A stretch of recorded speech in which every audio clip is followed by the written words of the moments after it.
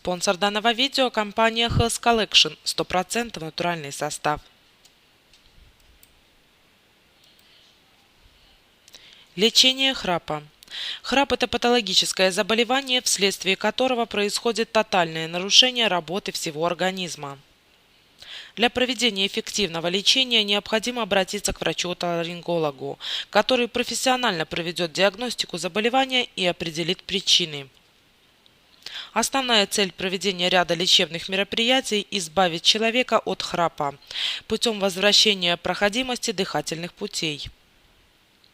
Часто для излечения от храпа достаточно выполнить несколько правил: ограничить употребление алкоголя в количестве, а также запрещено пить алкоголь позже, чем за 2 часа до сна.